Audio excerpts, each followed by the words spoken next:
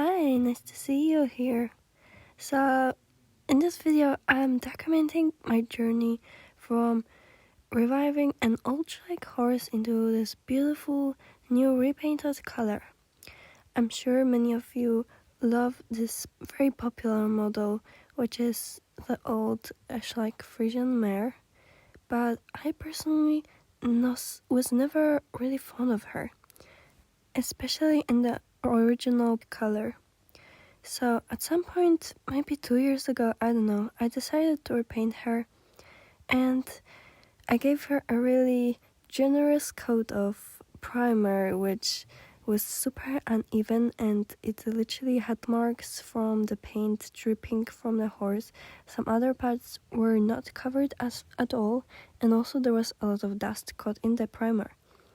But recently, when I decided to take her into painting, I didn't pay any attention to the bad primer, and I literally, for some reason, I thought gray paint would be a good base color for this repaint, and I really put a super thick layer of gray acrylic paint on her, and this paint, I could scratch it off with my nails and it would come off. It was so thick and terrible.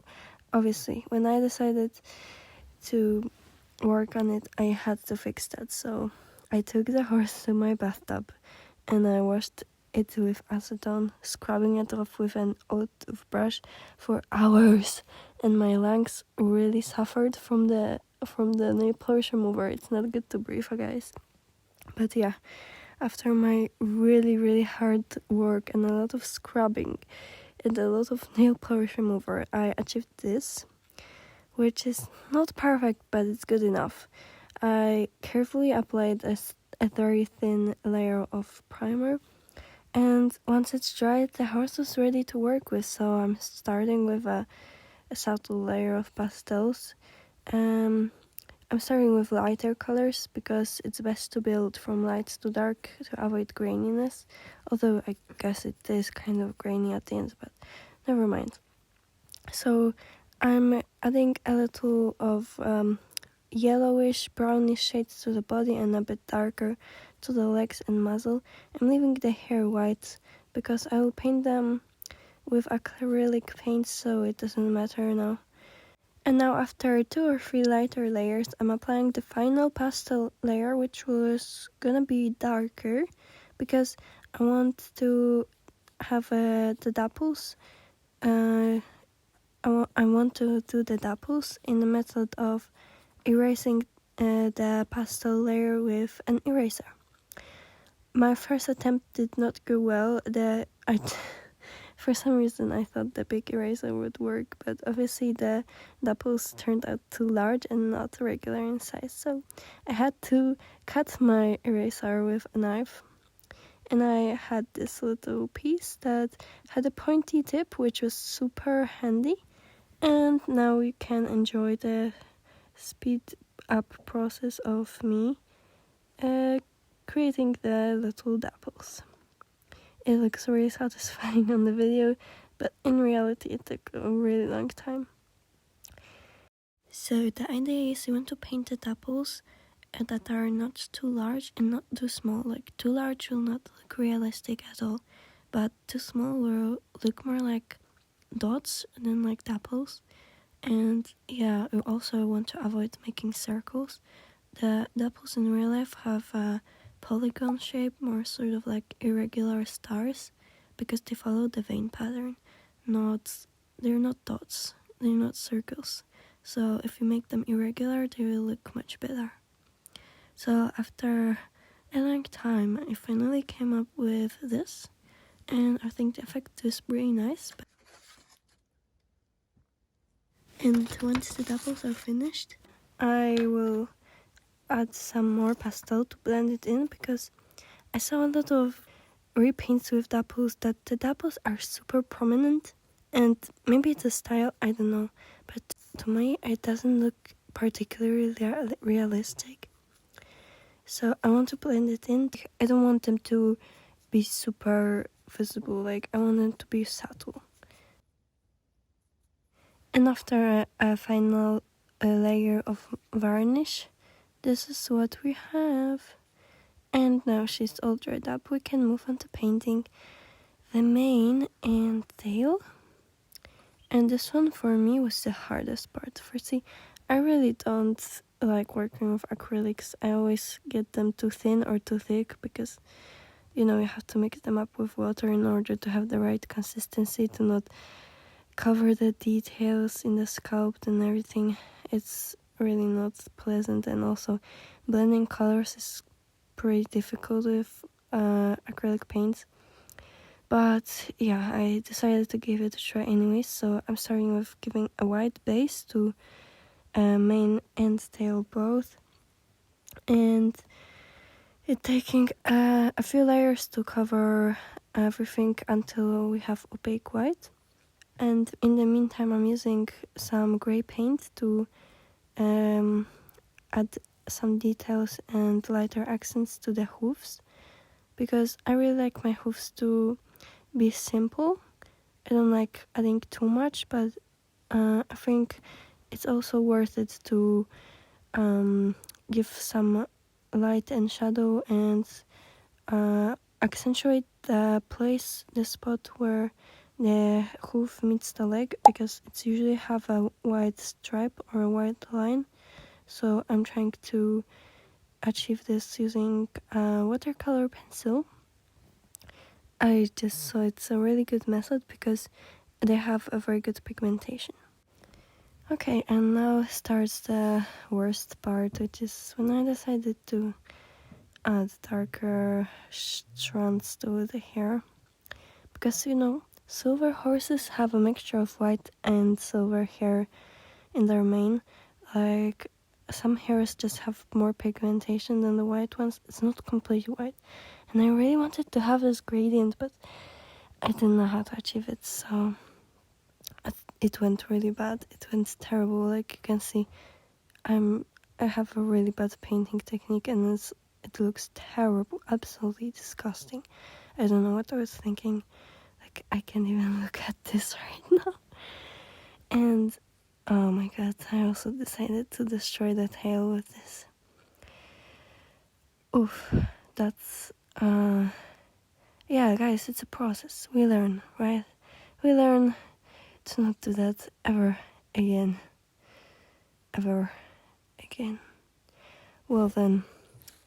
And if you thought that's as bad as it's gonna get, no, you are mistaken. I also decided to add yellow to the mixture.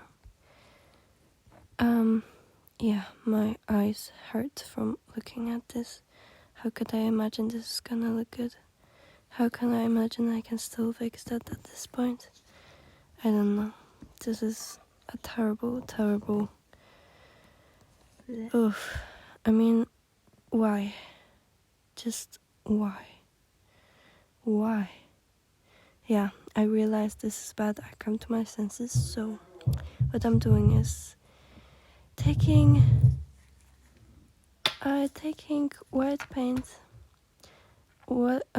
thinning it down with water, and I'm using half opaque white layer over everything to make it more unanimous color, to blend it all a little bit and make the colors less angry and less messy, and just get it over with. Just the white hair was better than what I eventually ended up with. I can even have flat white hair, but please, not this messy 5 colors ugliness. Okay, so now I'm speed painting the mane, and yeah, it's not looking too bad once it's covered with white, and you can still see a little bit of the undertones peeking through. So actually the effect is not too bad.